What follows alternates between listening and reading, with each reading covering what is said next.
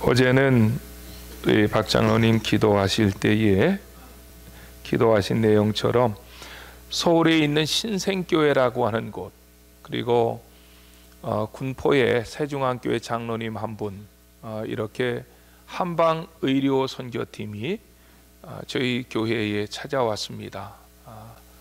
현직 간의사 2분, 그리고 전도팀으로 구성되어진 한방의료 선교팀과 또 우리 교회의 우리 여집사님들을 중심으로 해서 여러분들이 수고하고 애써서 저희 교회의 어르신들뿐만 아니라 주변에 7교회 노인정에 수많은 어르신들이 와서 한방 치료를 받았습니다.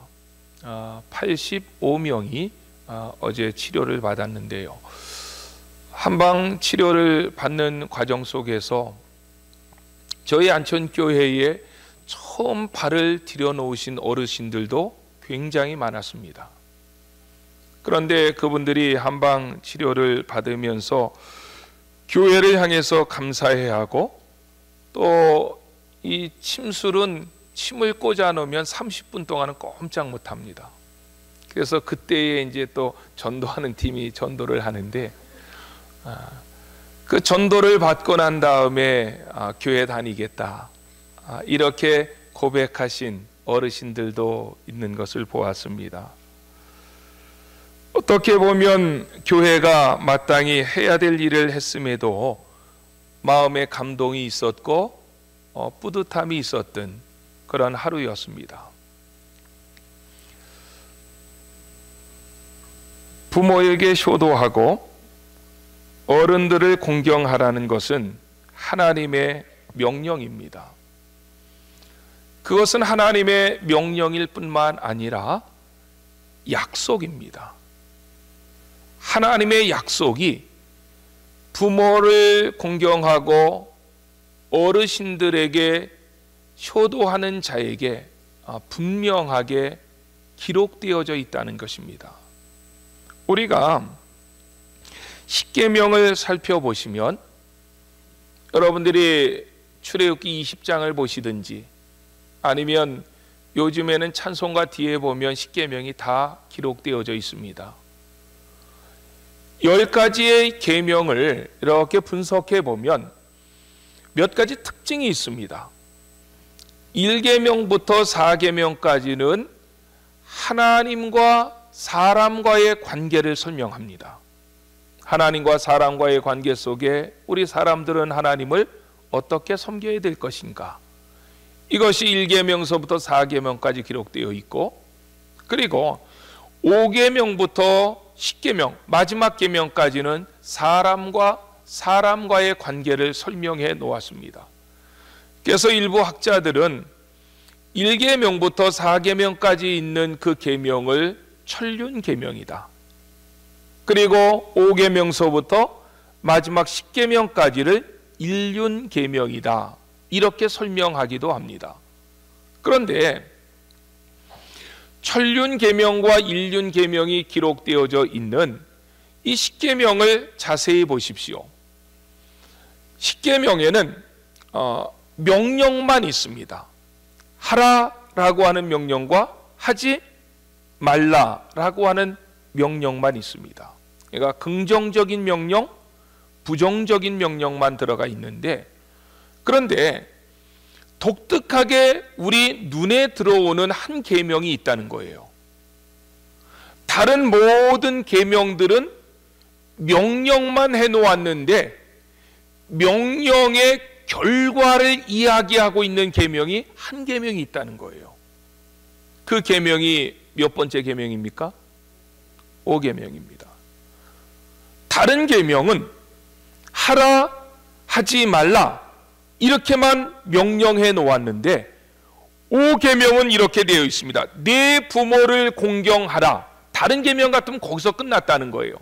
그런데 공경했을 때에 어떤 결과와 약속이 주어졌는지를 이 10계명 중에 5계명은 설명해내고 있다는 거예요. 그리하면 너의 하나님 여호와가 네게 준 땅에서 네 생명이 길리라. 여기에 너의 부모를 공경하라 라고 했을 때 공경하다라고 하는 이 단어는 시브리 말로는, 이게 시브리 말로 십계명이 쓰여져 있기 때문에 카바드라고 합니다. 카바드. 근데 이 카바드라고 하는 시브리 말은 무겁게 여기다 라는 뜻입니다. 무겁게 여기다. 이 말의 의미는 무엇이냐면 부모를 가볍게 대하지 말라는 것입니다. 부모에게 존중하라 라고 하는 뜻입니다. 앞서 인생의 길을 걸어가신 부모님들, 또 머리가 하얗게 시신 연로하신 어르신들은 젊은 사람들은 도저히 흉내내거나 상상도 할 수 없는 삶의 무게, 경륜의 무게, 경험의 무게를 그분들은 가지고 있다는 것입니다. 그러므로 그 무게를 인정해서 그 어르신들 앞에서, 신머리 앞에서 머리를 숙이고 공경하라 라고 하는 것이 5계명의 내용입니다. 그런데 아까 말씀드렸던 것처럼 5계명의 독특성은 다른 모든 계명은 하라 하지 말라라고 하는 명령으로 끝났지만 5계명 속에는 약속을 집어넣었다는 거예요. 이것을 사도 바울은 에베소서 6장 2절에서 다시 풀어 설명합니다. 에베소서 6장 2절에서 그 5계명을 사도 바울은 어떻게 풀어 설명해냈는가 하면 네 아버지와 어머니를 공경하라, 이것이 약속 있는 첫 계명이니 이는 내가 잘되고 땅에서 장수하리라. 앞에 부분과 뒤에 부분은 똑같습니다. 그런데 에베소서 6장 2절 말씀을 우리가 볼 때에 우리에게 명확하게 다가오지 않는 단어가 하나 있습니다. 그 단어가 뭐냐면 약속 있는 첫 계명이다. 그러면 10계명 중에서 5계명이 약속 있는 첫 계명이라면 도대체 다른 계명들은 뭐냐? 이런 학자들의 논란이 많았고, 그러다 보니까 많은 학자들이 그 본문을 이렇게 해석합니다. 그것은 일륜 계명 가운데 첫 번째로 나온 계명이다, 이렇게 해석을 해놨다는 거예요. 그런데 저는 그 해석보다 더 근래에 좋은 해석으로 평가를 받는 약속 있는 첫 계명이라 라고 했을 때 이 첫 계명을 first law 이렇게 해석하지 않고 only law 이렇게 해석했다는 거예요. 그러니까 약속 있는 첫 계명이 아니라 약속이 있는 유일한 계명이라는 거예요. 그런데 10계명을 여러분들이 정말 펴놓고 출애굽기 20장의 내용을 살펴보거나 찬송가 뒤에 있는 10계명의 내용을 여러분들이 자세히 연구해 보아도 약속이 있는 계명은 5계명 속에밖에 없다는 거예요. 다른 계명 속에는 계명들은 명령을 하는 것으로 끝을 냈지만 5계명에 내 부모를 공경하라 그리하면 하면서 약속을 내놓았고, 그 약속이 뭡니까? 너의 하나님 여호와가 내게 준 땅에서 내 생명이 길리라. 또 에베소 6장 2절에 있는 말씀처럼 이는 내가 잘되고 땅에서 장수하리라. 똑같은 내용이지만 좀 풀어 설명한 거겠죠. 다시 말하면 부모에게 효도하고 어르신들을 공경하는 것은 하나님이 하나님의 이름을 걸고 복을 선포했다는 것입니다. 굉장히 힘 있는 말이죠. 이거를 뒤집어서 이야기하면 부모에게 효도하지 않으면 하나님이 복을 막겠다는 것입니다. 우리 안천의 성도님들은 부모에게 효도하는 모든 성도님들이 되시기를 주의 이름으로 축원합니다. 부모에게 효도하고 어르신들을 잘 공경하고 어르신들을 섬길 때에 그분들이 우리에게 뭐 갚아줄 게 없다 할지라도 하늘 문을 여시고 하나님께서 갚아주신다. 하나님께서 하늘 문을 여시고 우리의 쌓을 곳이 없도록 누르고 흔들어 넘치도록 채워주신다 약속한 것이 이 5계명의 말씀이라는 것입니다. 그런데 놀라운 것은 성경은 그렇게 우리에게 명령만 하실 뿐만 아니라 하나님이 친히 그 모본을 보여주셨다는 거예요. 그 모본을 보여주신 내용이 오늘 본문의 말씀입니다. 오늘 본문 말씀을 보십시오.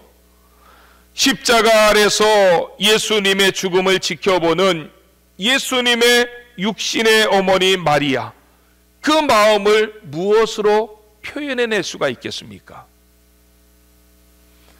십자가 밑에는 마리아뿐만 아니라 다른 세 여자도 함께 있었습니다.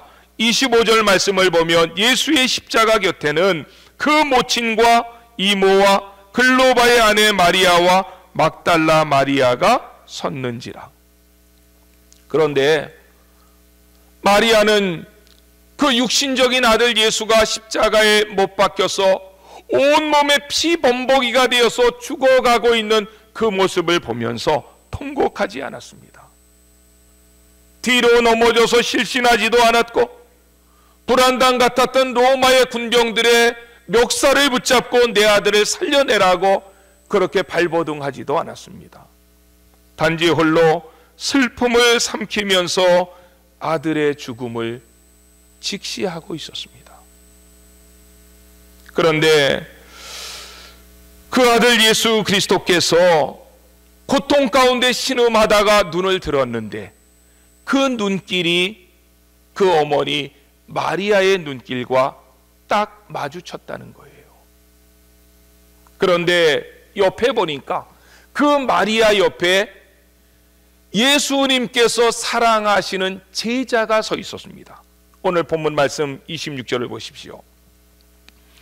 예수께서 자기의 어머니와 그 사랑하시는 제자가 곁에 서 있는 것을 보시고, 여기에 사랑하시는 제자는 누굽니까? 요한입니다. 사도 요한. 왜 그러냐면 당시에 글을 쓰는 기법이 자기가 글을 쓰면서 자기 이름을 넣지 않는다는 거예요.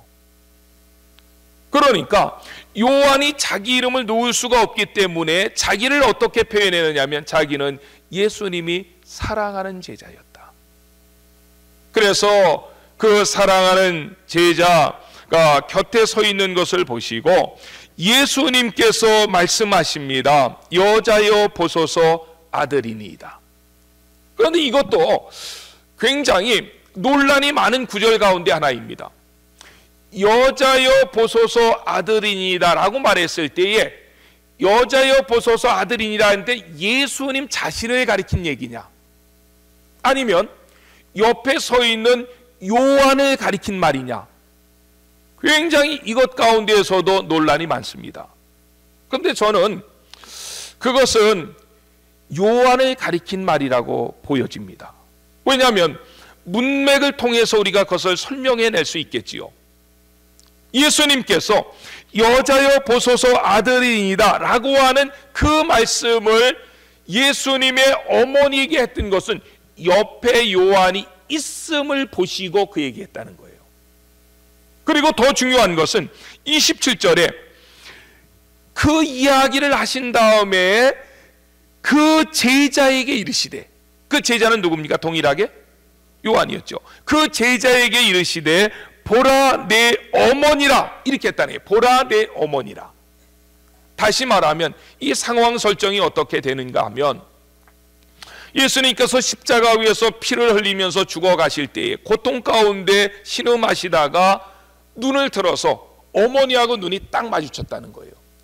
그런데 그 옆에 누가 서 있었다고요? 요한이 서 있었다는 거예요. 그러니까 어머니를 바라보고 요한을 바라보고 난 다음에 그렇게 예수님 말씀하신 것이요, 여자여 보소서 아들이니이다. 그리고 요한을 보고 난 다음에 그 어머니를 다시 보시면서 예수님이 요한에게 말한 것이지요. 내 어머니라. 다시 말하면 예수님은 마지막 순간에 십자가 위에서 그의 어머니를 그의 사랑하는 제자 요한에게 부탁하시고 돌아가셨다는 거예요. 그랬을 때 27절에 뭐라고 말씀하시냐면 후반절에 그때부터 그 제자가 자기 집에 모시니라. 그때부터 그 제자가 자기 집에 모시니라. 2016년도 우리가 성지순례를 갔을 때에 에베소를 갔습니다. 에베소를 갔는데 에베소에 예수님의 어머니 마리아의 묘소가 있었습니다. 깜짝 놀랐지요. 예수님의 어머니 마리아의 묘소가 왜 여기 와 있지? 예루살렘과 에베소는, 이스라엘과 에베소는 우리로 얘기하면 아마 서울에서 싱가포르만큼 떨어진 거리일 겁니다. 그런데 예수님의 어머니 마리아가 그가 살았던 고향 나사렛에 그 묘소가 있어야 되는데도 불구하고 그 묘소가 에베소, 먼 타국 땅 에베소에 그 묘소가 있다는 것은 무엇을 상징합니까? 요한이 에베소에 가서 목회를 하다가 거기서 죽습니다. 그 얘기는 오늘 이 본문의 말씀대로 요한은 예수님의 부탁을 받고 요한이 그 어머니 돌아가실 때까지 자기의 친어머니 이상으로 예수님의 어머니 마리아를 봉양했다는 것이지요. 그래서 요한이 목회했던 그 지역 에베소에 마리아의 묘소가 지금까지 남아있는 것을 우리가 보게 되어집니다. 예수님은 이렇게 정말 마지막 그 목숨이 죽어가는 시점에서도 자기의 온몸에 피가 솟구쳐 나오고 몸이 찢어지는 그 아픔 속에서도 자기의 걱정이 아니라 어머니를 걱정하면서 예수님은 돌아가시고 있었다는 것입니다. 그런데 우리가 이 말씀을 예수님께서는 내 부모를 공경하라, 어르신들에게 효도를 다하라 라고 하는 이 말을 말로만 한 것이 아니라 삶으로 보여줬다. 그 내용으로 오늘 본문을 갖다 접근할 때에 우리에게 한 가지 어려움이 있습니다. 그 어려움이 뭔가 하면 오늘 본문 말씀 26절에 다시 한번 그 말씀을 보면 예수께서 어머니에게 말씀하시되 여자여 보소서 아들이니이다 라고 했던 이 부분입니다. 예수님이 진정으로 효도하는 사람이었다면 어머니를 어떻게 여자여 라고 부를 수 있었겠느냐? 왜냐하면 우리가 생각하는 여자여 라고 하는 이 명칭은 사람을 조금 비하하는 듯한 의미가 담겨져 있다는 거예요. 정말 예수님께서 어머니를 공경했다면 어머님 이렇게 해도 모자랐을 텐데 어떻게 어머니를 좀 비하하는 그러한 뜻이 담겨진 것과 같은 여자여라고 그렇게 호칭했겠느냐? 그래서 버드란트 러셀이라고 하는 이 영국의 캠브리지 대학의 교수입니다. 거기에서 박사를 받고 거기에서 교수하면서 많은 사람들한테 존경을 받았던 사람인데 이 버트란트 러셀이라고 하는 사람이 책을 한 권 썼습니다. 그 책을 썼는데 그 책의 제목이 뭐였는가 하면 나는 왜 기독교인이 아닌가? 자기는 교회 안 다니고 예수 안 믿는다는 거예요. 근데 왜 내가 기독교인이 아니었는지를 이 사람이 책으로 썼습니다. 그런데 그 책의 골자의 내용이 뭐냐면 바로 오늘 이 본문 장면이라는 거예요. 버트란트 러셀이라고 하는 사람은 이렇게 말했습니다. 그 책에서 교회는 그리스도의 어머니를 존경하기는 하나 특별히 이 천주교 같은 데는 성모 마리아라고 해서 굉장히 존경하잖아요. 그러니까 버트란트 러셀도 교회는 그리스도의 어머니를 존경하기는 하나 그리스도 자신은 이러한 태도를 별로 보이지 않았다. 여자여 나와 무슨 상관이 있나이까? 라는 것이 그리스도가 그의 어머니에게 한 말이었다. 여자여라고 하는 그 단어는 그 앞에 있는 상대방의 여자를 비하했던 말인데, 예수님이 죽으면서 그 어머니 마리아에게 그렇게 얘기했기 때문에 나는 그러한 부모 공경에 대한 마음이 없었던 예수를 나는 믿고 싶지 않다. 이렇게 버트란트 러셀이라고 하는 학자는 그렇게 이야기했다는 것입니다. 그런데 정말 그렇습니까? 러셀이 이해했던 것처럼 예수님은 여인들과 그 어머니에게 그렇게 무례하고 냉정한 분이셨습니까? 그렇지 않다는 거예요. 이 버트란트 러셀이라고 하는 사람이 그 당시에 문화를 조금 더 연구하고 언어를 조금만 더 연구했어도 그게 아닌 것을 금세 알 수 있었다는 거예요. 왜냐하면 여자여라고 하는 이 말이 당시 헬라어로는 귀나이라고 하는 말입니다. 이 귀나이라고 하는 말은 단순히 우리말로 여자여 여인이여 이렇게 번역할 수도 있지만, 그 당시의 상황을 되돌아보면 여자를 굉장히 높여서 부르는 존칭어였다는 거예요. 예수님은 당시 왕실이나 귀족들의 부인들을 칭할 때에 그때나 썼던 귀나이라고 하는 단어를 쓰면서 그 어머니를 여자여라고 존경하고 존칭하고 높여서 어머니를 불렀다는 거예요. 오늘날에도 서양에서는 아직도 그 단어를 굉장히 여자를 존중하는 입장에서 쓰는 말이 이 문화에 따라서 조금 다르게 이렇게 해석되어질 때가 많습니다. 그런 단어 가운데 하나가 마담이라는 말입니다. 이 서양에서는 마담이라고 하는 말은 여자를 굉장히 높여서 하는 말입니다. 그런데 한국에서 지나가는 여자한테 마담 이렇게 했다는 이제 따고 맞지요. 그러니까 그 언어는 그 당시에 상황에 들어가서 해석을 해야 되는데, 예수님께서 십자가 위에서 그 어머니 마리아를 향해서 여자여라고 불렀던 것은 가장 그 어머니를 최상의 존경어로 표현하고 불렀다는 거예요. 그런데 그것보다 더 중요한 것은 왜 예수님께서 어머니 이렇게 했으면 더 친근감이 있었을 텐데, 그래도 여자여라고 하면 뭔가 거리감이 생기잖아요.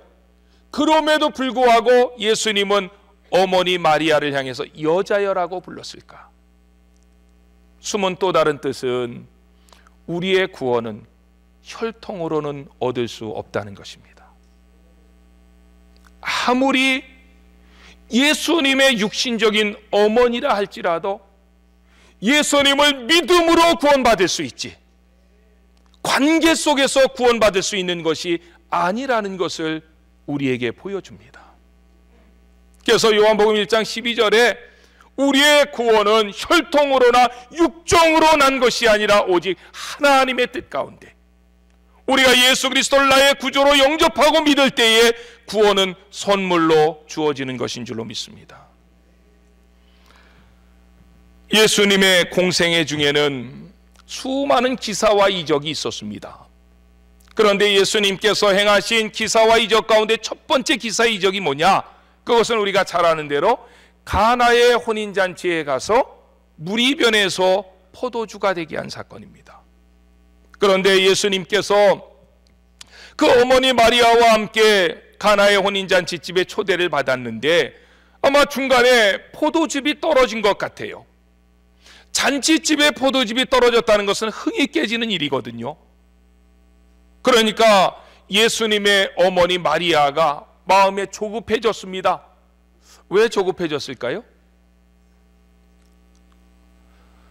많은 학자들의 얘기는 그 잔치집은 마리아와 친척집이었다. 만약에 마리아와 친척집이 아니었다면 포도주 떨어지면 어떻게 하면 돼요? 집에 돌아오면 되지요. 그런데 포도즙이 떨어진 것 때문에 마리아가 안달하고 조급한 것은 마리아와 잔치집은 굉장히 가까운 친척이었다는 거지요. 그런데 마리아는 그 상황에서는 어떻게 해낼 수 없었습니다. 포도즙이라고 하는 것은 시간이 가면 갈수록 더 맛이 나는 포도주를 얻을 수 있는 거거든요. 당장 가서 뭐 물처럼 사올 수 있는 부분이 아니니까. 그럴 때에 마리아는 아마 마리아가 잉태했을 때 천사가 와서 했던 이야기나 예수님 12살 때에 예루살렘에 올라가서 성경학자들과 대화했던 이야기나 이런 것들을 보면서 예수님, 저분은 보통 분이 아니에요. 내 아들이지만 하나님의 아들이시다. 이 감이 있었고, 그래서 그 어머니 마리아가 예수님께 찾아옵니다. 예수님께 찾아와서 이야기합니다. 저희에게 포도주가 없다. 어떻게 하라는 거예요? 만들어내라는 거지요. 뭐. 저희에게 포도주가 없다, 이렇게 말합니다. 그때 예수님께서 말씀하시지요. 여자여, 이 일이 나와 무슨 상관이 있나이까? 포도주가 없는데 지금 어떻게 하라는 말입니까, 내가? 그런데 그 어머니 마리아는 막무가내입니다. 나는 지금 안 된다. 예수님께서 말씀하시면은 그냥 한 발 물러나야 되는데, 옆에 하인들이 서 있는 것을 보고 이야기합니다. 주께서 무슨 말씀을 하시든지 그대로 하라. 이건 해달라는 말보다 더 무서운 얘기지요. 그때에 다시 예수님이 말씀하십니다. 내 때가 아직 이르지 아니하였나이다. 이게 예수님의 사역의 처음 순간인데, 그때서부터 너무 큰 기사이적을 하면 이제 예수님을 죽이려고 하는 사람들의 공격이 오기 때문에 구속의 역사를 다 완성하지 못하고 예수님이 적들의 공격을 받으면 하나님 나라의 일의 지장을 받으니까 어머니, 내 때가 아직 이르지 못하였습니다 라고 말했지만, 그 어머니 마리아는 막무가내로 그 하인들에게 주께서 무슨 말씀을 하시든지 그대로 시행하라 라고 명령하므로 예수님은 그 때가 이르지 아니했음에도 물이 변해서 포도주가 되게 하셨다고요. 그것은 때가 아닌데도 억지로 행하신 이적이었습니다. 왜 그 이적을 행하셨습니까? 어머니의 그 부탁 때문에. 어머니를 공경하고 어머니를 사랑하는 예수님의 마음 때문에, 내가 내 육신의 어머니의 말조차 거역한다면 어떻게 내 부모를 공경하라 이렇게 말할 수 있겠는가? 그래서 예수님은 아직 자기 때가 아니심을 알면서도 그 어머니의 부탁을 거절하지 못했던 것을 보게 되었고, 요한복음 2장 12절에서 예수께서 이 처음 표적을 갈릴리 가나에서 행하여 그 영광을 나타내심에 제자들이 그를 믿으니라. 효도하는 주님에게 하나님이 역사하셔서 도리어 그것이 하나님께 영광이 되게 하시고 제자들이 그를 믿었다 라고 성경은 우리에게 말씀해 주고 있다는 것이지요. 가나의 혼인잔치는 예수님의 사역 가장 처음에 있었던 일입니다.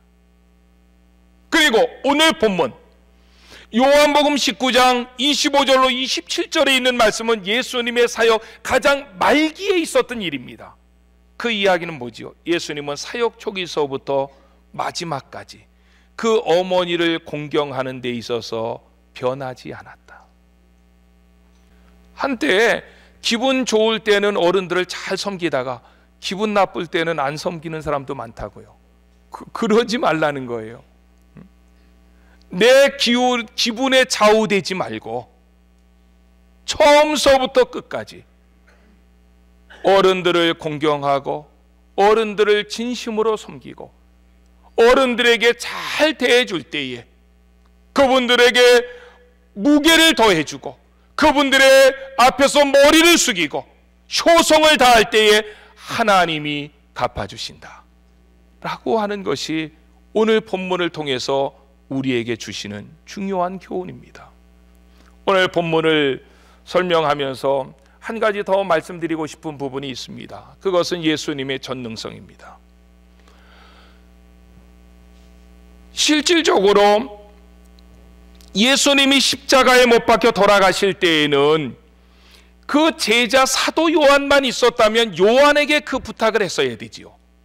그런데 거기에는 요한만 있었던 것이 아니라 예수님의 어머니도 있었고 이모도 있었고 친인척들이 있었다는 거예요. 이모에게 부탁하기가 훨씬 쉽잖아요. 이모, 이제 내가 십자가에서 죽는데 우리 엄마를 부탁해요. 이렇게 얘기할 수 있는데 왜 한 단계 건너뛰었던 제자 사도 요한에게 부탁했을까?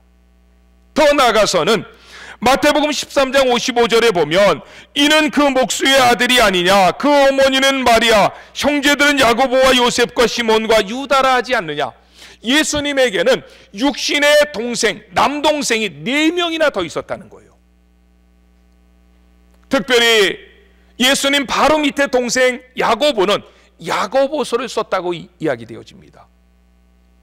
예수님의 막내 동생이었던 유다는 가룟 유다 아니고 유다서를 기록했다고, 요한계시록 바로 앞에 있는 유다서를 기록했다고 알려집니다.